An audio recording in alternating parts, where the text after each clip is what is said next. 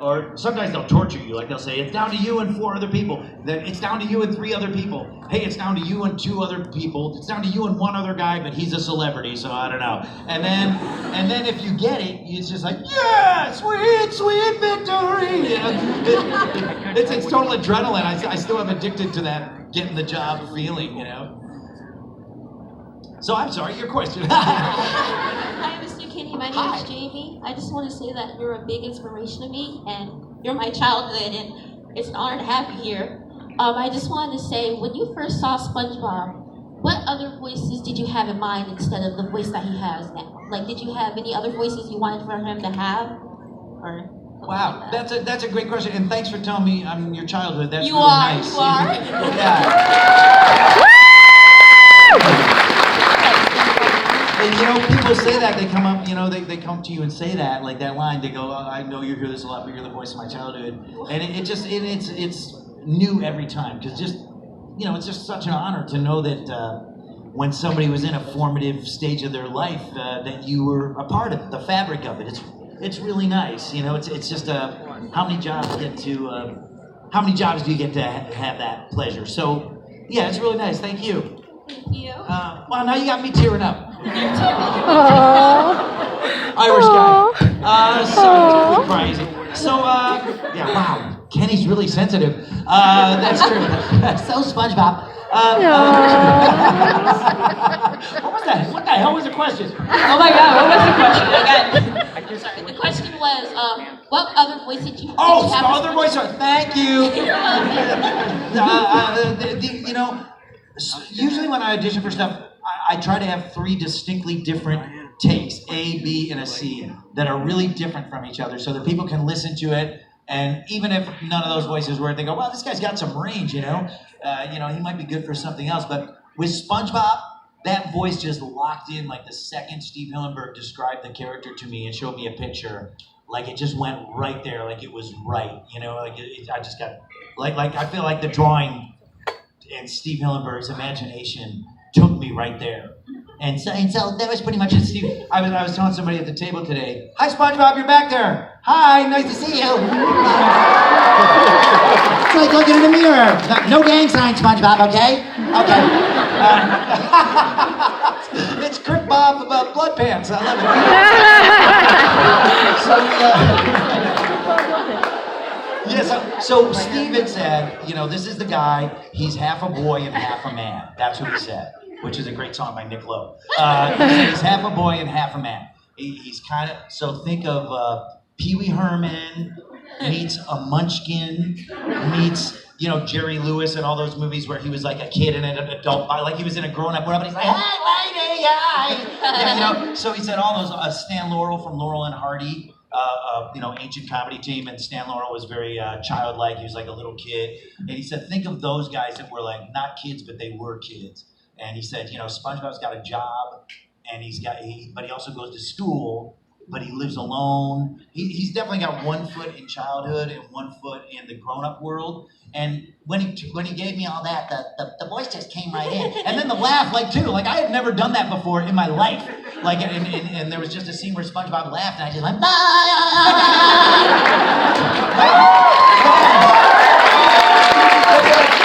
where did that come from? You know what I mean? Like, I never did that before. You know what I mean? Like it's almost like possession. It's like SpongeBob possessed me for a minute, you know? It's a trip. Yeah. So yeah, SpongeBob, that was the only voice I ever had in mind for him, and it was the right one. Not always the case. Thank you, miss. Thank you for my adulthood. Also known as my second childhood. Hello again, Mr. Kenny. Hi, nice to see you. You are cosplaying as Karen the Computer, the Broadway version. Wow. There's a SpongeBob musical on Broadway, like right now. So that's a trip. And years ago, me and my friend Andy Paley and I had written a song called The Best Day Ever, right? For SpongeBob, like SpongeBob's philosophy in one song. You know, it's the best day ever. And that wound up in this Broadway show.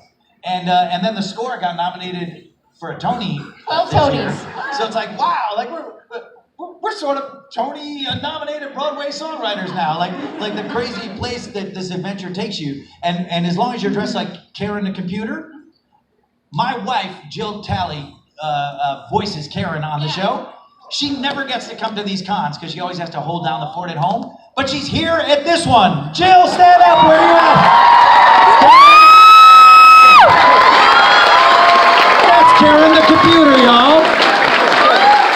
She's also the mom on Loud House, if you watch Loud House. You got a Loud House shirt on. That's my mom. She never gets to come to these things. And she actually surprised me by showing up. Can I get a picture with you later, Miss Tally? Thank you so much. Oh my gosh. I'm very starstruck in more than one way right now then. Already seeing you and now seeing your wonderful wife too. She's also amazing. So we don't get to see each other at these things very much, so it's like, yeah. Wow. Thank you. I look better from far away. So she's happy with me. Oh no. Okay, so my question was, so SpongeBob has been on the air for almost 20 years now, and in that time period, it's had its ups and downs. Yes. And there's and what a lot of fans consider the low point was seasons 6 through 8, before the movie, classic episodes, like you said, those are still your favorites. But then seasons 5 and 6 were all right, and then people say 6 through 8 was the low period, but now 9 onward, especially since now that Stephen Hillenburg has come back, the show has gotten really, really good again. I think so too. Yeah. So I want to ask, what do you think? It may even not even be from one of the low points, but what would you say was your least favorite episode of SpongeBob, and why is it one course meal? My least favorite episode? I'm I can't even allow myself to think like that, right? Because when you're the actor and you're doing the job, it's fun, but it's also like a job, So that storyboard gets delivered to your house a day or two before we record. It's a big, thick storyboard, it's like 250 pages that you look at, and you just in charge of like I'm not Nickelodeon. I don't have a network. I'm not the creator of the show. I'm not the producer of the show. I'm just the guy that does the voice. I'm like the bass player, you know what I mean? So it's like, so we all just kind of, you just put your head down and you just try to do what you've always done, right? Which is embody the character that you're playing and just be the best SpongeBob you can be, And then you just you just ride out whatever you just ride everything out and just hope to get through the whitewater rapids to the other side. And we're in a really great place now. But I never really, and the other actors too, like we were always just like, my job's to be Plankton, my job's to be Patrick, my job's to be Squidward, and our job is to all live together in Bikini Bottom and sell the illusion that these characters live and breathe and are real. And that's all that we do, So really, our job never changed, no matter what the season was, It's never been different. That's really good to hear. Yeah. Thanks. I appreciate it. Also, thank you for you have a collection on iTunes. It's like your favorite episodes. Thank you for putting one of my actual favorite episode on there, because it is a kind of obscure one from one of the not as popular seasons. Single Cell Anniversary about Karen and Plankton's anniversary. Yes. Yeah. I love that episode very much, and it's like season 6. Everybody says is really bad, but that one episode is just, I love it so much. Thank you so much. Yes. I appreciate it. I like that episode too. Thank you. The Oh My Karen song that Plankton. Jill's really good in that episode. So adorable. Yes, I love you in that episode. I love you as Karen always, obviously. Thank you. Thank you so much. Thank you so much. Thanks. Here, I help you. Go see the Broadway show now. Oh, next week. All right. You got it. Hello. I got you. Hold on. I bet you could yell loud enough that I could hear you. I bet you got a good yell in you. Oh, it's a little and kid. I got a good yellow in me. That's fine. I gotta come over here because I can't see you. I gotta make eye contact. I've watched almost every single episode of SpongeBob. Uh-huh. But that's not my question. What your favorite episode is? My question is, did Mr. Krabs actually ever write the secret formula, or did Mr. Krabs got it? Did Mr. Krabs ever write the secret formula down? Or is it just a piece of paper? You know, that's wow. I guess what you're asking is that episode canon? It's like the SpongeBob Next Generation.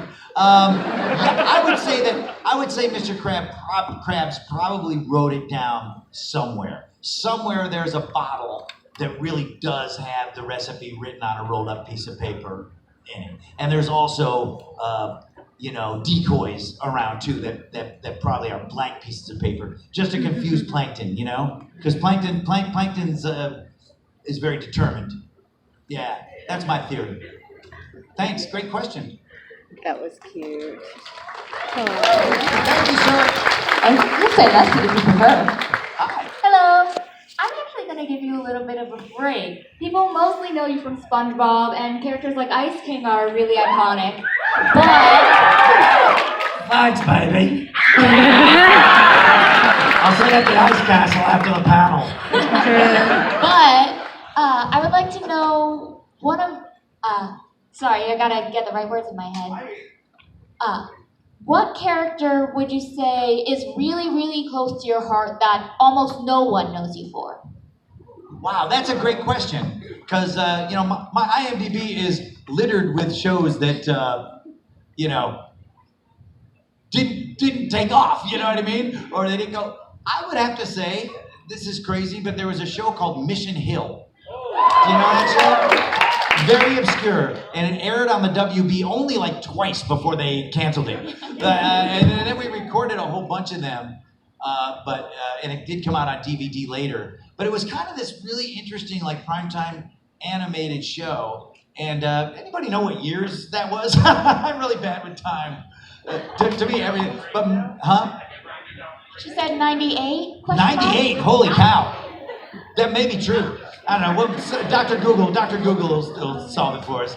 But what was cool about that show was that I played a guy named Wally that was, and another voice actor named Nick Jameson played my boyfriend. And we were my husband, I guess, and we were two elderly males that had been in a committed relationship for years and years and years. They were like an old married couple, except they were both dudes, It was like, and I think that was like the first time you ever really saw that on TV. Like it wasn't really a thing, you know what I mean? Like it wasn't really an issue in the show. It was just, and I think that was kind of like now, all these years later, I think we've progressed a lot in that area. And I think it's cool that was kind of ahead of the curve on that. So I would say Wally on Mission Hill is a character I'm proud of that almost nobody knows about. Yeah. Thank you.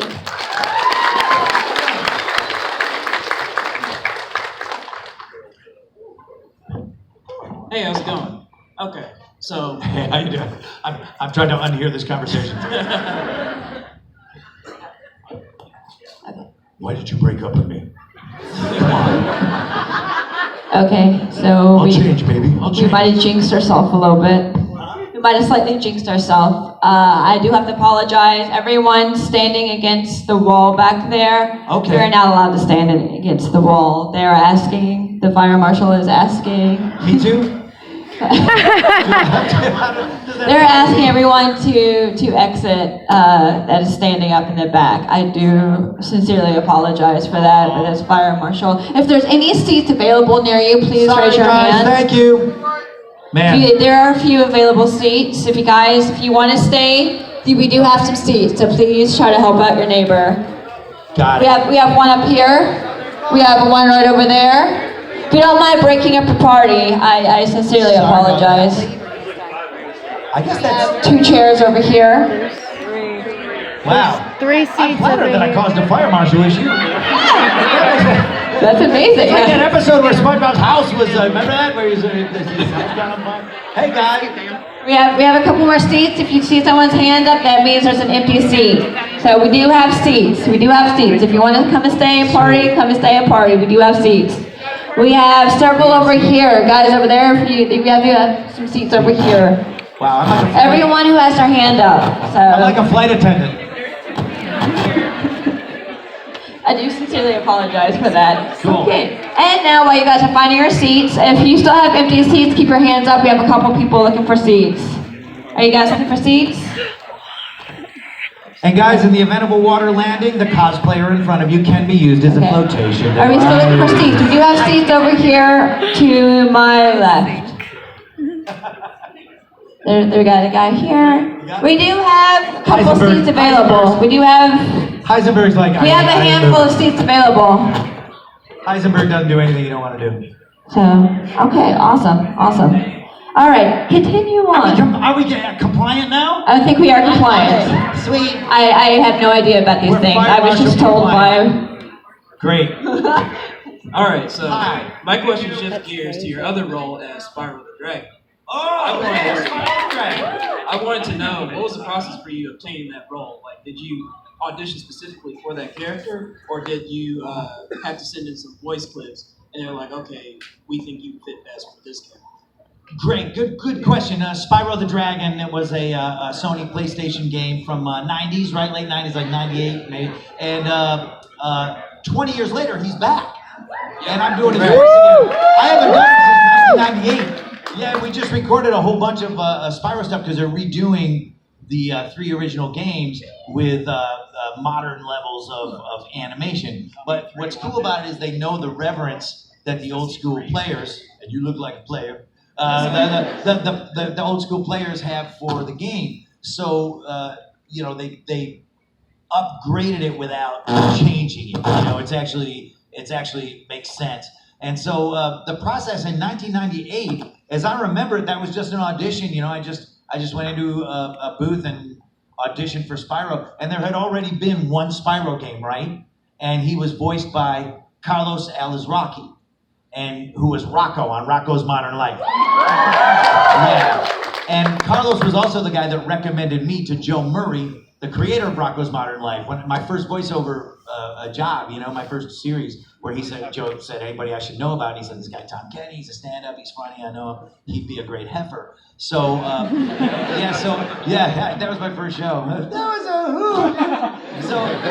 So I wound up being Spyro in the second game, and then I did, I think, 2 games, right? And then Elijah Wood took over. Then Elijah Wood. Sorry, guys. Is that your mic? I like that. I don't know. Here, let's switch out mics. What did I eat in the green room? Sorry. I like it, but it doesn't like me. I don't know what that is. I have no idea. Maybe we're not grounded. I think it's the fire marshal trying to get us out of here. But yeah, so then I did Spyro for 2 games, and then you forget about it, right? It's like you just do the job and you do it, and then there was no more Spyro stuff for me for 20 years. And then a couple of years ago, I started to realize at these Comic-Cons, Spyro stuff started coming to my table to be autographed. And it was kids that grew up on the Spyro game, and a lot of times they would have me autographing the very game that they played when they were a kid, like the same copy of it, like the ripped up instruction book or the disc that was all scratched and beat to crap, And I would like sign it, and I'm like, wow, there's, you start doing your FBI profiling, and you go, wow, I'm definitely sensing a spike in Spyro awareness, and then right in there, like Activision called and said, we're going to do Spyro again. You, Tom, seem to be the fan favorite of the 3 Spyros, so you're going to do it. So I re-recorded everything from the second 2 games because the recording files they had were old. They were 20 years old. They weren't sufficient audio quality, so I had to sound like I did 20 years ago. So I know, but you don't, you just don't want Spyro to sound old. Come on, Sparks, let's go to Shannon. I'm a 16-year-old dragon. So that was fun, but I also revoiced the original game that Carlos had originally done, so now that game has my voice in the new version too, just to keep it consistent. So yeah, Spyro was just an audition, you put your lines in the water and you just see which ones get bid on, Awesome. Thanks, man. Look for it, it's coming out in the fall. Yeah. Thanks, man. I was wondering, what is it like for you to transition from various iconic child-friendly characters to more mature characters like Woody from Brickleberry? Oh yeah, Woody from Brickleberry. The Rex Rocket. Yeah, there's those guys, Waco O'Gwen and Roger Black. Roger Black is Yucko the Clown on the Howard Stern Show. They have a new show called Paradise PD that is equally family unfriendly. That is supposed to be on Netflix. I think pretty soon, like in the fall. But transitioning from child-friendly content or family to more scatological stuff, like I started out as a stand-up comedian and a sketch actor.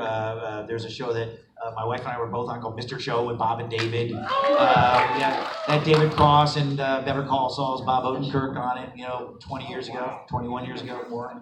And so I've always had a foot in that world. And it's kind of fun. I mean, sometimes I get whiplash because I'll be doing some PBS Kids thing, and then you'll drive across town and you'll do Mr. Jellybean on Rick and Morty. You know what I mean? And it's like you're like, wow, okay, that's cool. But it's all just fun grist for the mill, as they say. It's just it's all the same job as just being a character, which is all I ever really wanted to do ever since I was a little kid. Anyway, so it's really not so much about the content as it is, just keeping on doing your due diligence and trying to do a good job on everything. But I love doing the family friendly stuff. But it's kind of fun to get a little more after dark sometimes too. You know what I mean? Yeah. Thank you. I could lean in. That actually is my real posture all the time. By the way, Johnny Hunchback. Hey, so you were Wheelie in the Michael Bay Transformers. I was. And I was wondering, given those are much bigger budget, massive blockbuster movies, was the direction process on those films different from how you do a TV show or a video game, or was it the same? Great question. Like is doing a voiceover for a TV, like a cable cartoon, the same? It's like different from doing a live action feature. Yeah. It's not that different for me, but it's funny because I've done Transformers animated, cartoons. I was Starscream, a couple other characters, but then doing those Michael Bay movies, Michael Bay just rolls like he's pretty amazing because he's got a million irons in the fire and he's super amped up. He's super enthusiastic all the time. You get in the booth with that guy, and the movie's like already pretty much shot. Like the actors are already shot by the time they even bring me in.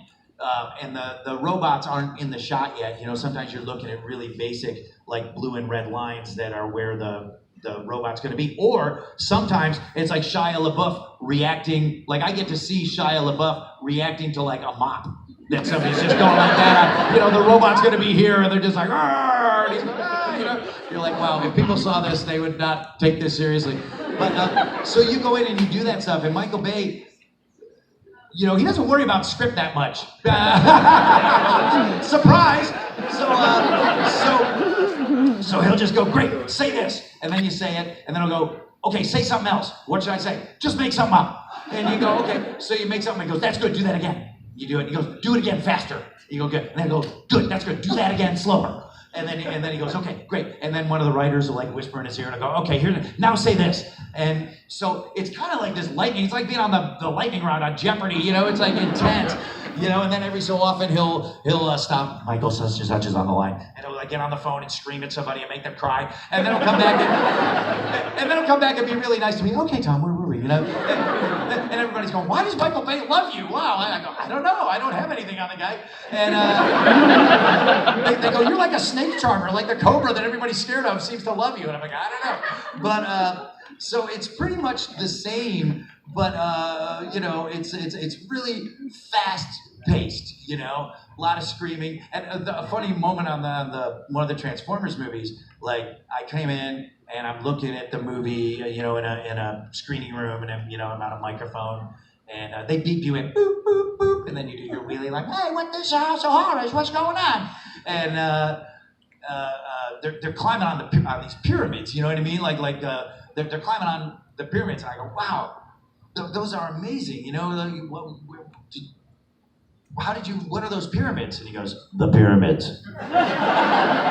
So you actually got permission to let your actors like run around on the freaking pyramids in Egypt, on the plains of Cheops? He's like, yeah, I got friends in high places. It's like wow. They actually let actors mess around on these ancient, like fragile things, you know. But I guess that's the power that Michael Bay wields in the industry. So yeah, that's the Transformers story. Yeah, thank you.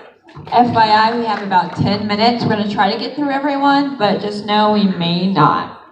There's no what? So we have about 10 minutes left. Got it. So shorter answers, I hear you. Well, I was actually just warning them in case they don't get here. But you can take your time. You do what you want. This is your panel. Wow. Hi, Maleficent. Hi, Beastie. Do you mind if I record this? You can do whatever you want. Okay. I got no Michael Cohen type secrets. Go ahead and take me. I think we should pay in cash. No. I wanted to know what it was like to work at Cartoon Network, Nickelodeon for 2 different shows. Like first you worked on Rocko's Modern Life on a different crew, and then you went over to SpongeBob. And I know that there are some people that transplanted between shows, but I wanted to know what it was like. Sure. You know, there were differences. Rocko was like 1993, 94 when we were recording that. And the inmates were very much more running the asylum at that point. Like seemed to be no oversight, you know what I mean? You could kind of do whatever you wanted, and the animation people were just down in the basement. Nobody really checked on you. So you could sneak a lot more stuff in back then, you know? And then that got harder as the years went on. And but Rocko was a great incubator. You know, I met Steven Hillenburg, creator of SpongeBob, on that show. I met Doug Lawrence, who was a storyboard guy on Rocko at that point, and then he had this talent to be an amazing voice guy. He was Filbert on Rocko. He's Plankton on SpongeBob.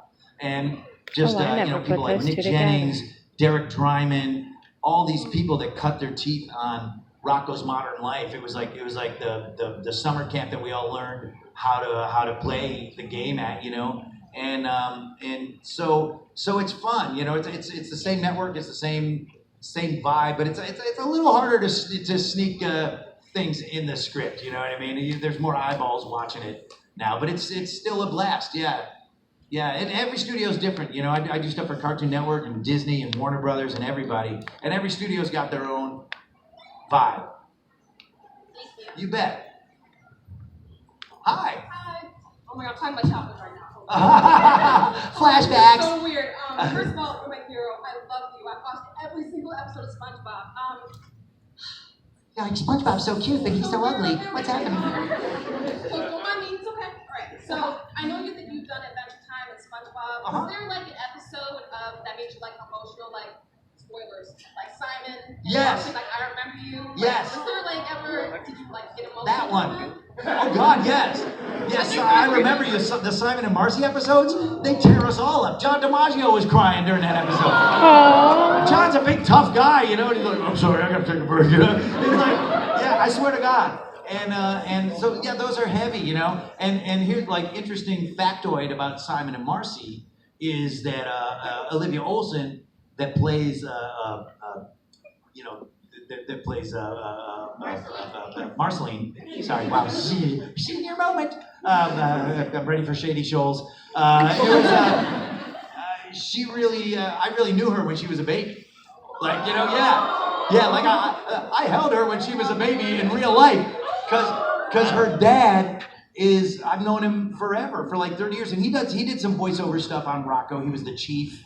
And he also plays Olivia's dad on Adventure Time, that her demonic father. And so it was kind of a trip. So it's like, she's 20 years old at that point when we were recording that episode. I was like, I actually knew you when you were the age of the character that you're supposed to be. It was heavy, So all these, like you were saying, like all these like real life intersecting with fiction, and you kind of like, out of body experience. It's cool to have a job like that, because like people that work at Dunder Mifflin probably don't get to have those cool experiences all the time, That's probably what I'd be doing if there wasn't cartoons. Working for some paper company in Pennsylvania somewhere. It's an honor to meet you. I've watched every single episode of SpongeBob, and it's awesome. Thank you. Oh, you're very kind. Thank you so much. I love you. Thank you. Wow. All right, good to know I wasn't the only one weeping at this panel. Good. My name is Max. Hi, Max. We all know you for such iconic characters like SpongeBob, Spyro the Dragon, and Ice Cream. But one role that really sticks out to me is your role as Dingle Kringle from I know it's not a well-known movie, but it holds a really iconic place in my heart. And my question was, What is the story behind it? What got you? Oh my God! Max came up to my autograph table today. He is the only person in history that has ever asked me to autograph the DVD of Elf Bowling. It was a Blu-ray, right? I'm like, why does a Blu-ray of Elf Bowling even exist? Was there demand? Other people with pitchforks and torches going, we're not going home until there's a Blu-ray release of Elf Bowling, you know? And the Elf Bowling, it was just kind of one of those gigs. And what's funny is the writer of it was Olivia Olsen, Marceline's dad, Martin Olsen. See, everything's inbred and crazy, you know? And everything's connected. It's all, I see it all, man. I see the pattern. It was like the colors, I can taste the colors. It was like that production, and I think Jill, you did stuff in Elf Bowling too, didn't you?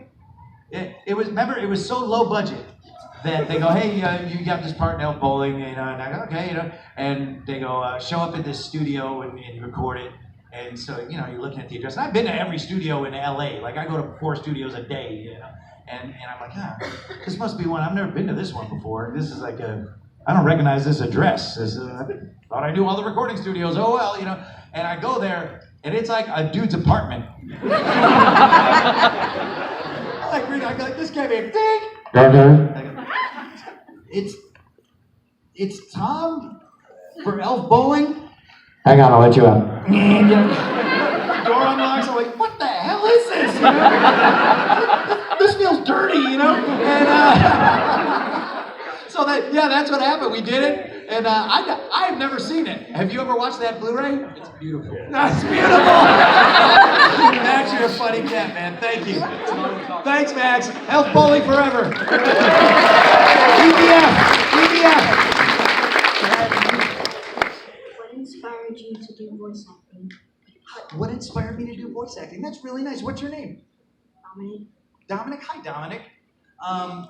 You know, what inspired me to do voice acting? You know, I feel like it's the job I wanted to do ever since I was a little kid. So I would guess, it seems like it's always been there in my head, but I guess inspiration was probably all the cartoons I watched as a kid and all the voices I heard in cartoons as a kid, right? There was a guy named Mel Blanc, right? Woo! He did every Looney Tune practically, not all of them, but most of them. You know, Daffy Duck, Bugs Bunny, Tweety Bird, Sylvester, countless other ones. You know, he did George Jetson's boss, Mr. Spacely, on the Jetsons. He did Barney Rubble on the Flintstones. He was like a million voices, everything. And he was a guy that when I started seeing that name on every credit when I was watching TV as a kid, I just went, you know, like, wow, that's one guy. You know, I think I might want to do that. And people like him, there was a guy named Stan Freberg that made comedy albums that inspired me, and a woman named June Foray that passed away recently. She was 100 years old, and she did voiceover pretty much right up until the end. She was Rocky the Flying Squirrel on Boing Boing Rocky. She was Natasha on Boing Boing Rocky. She was like Cindy Lou Who in The Grinch. She was like Talking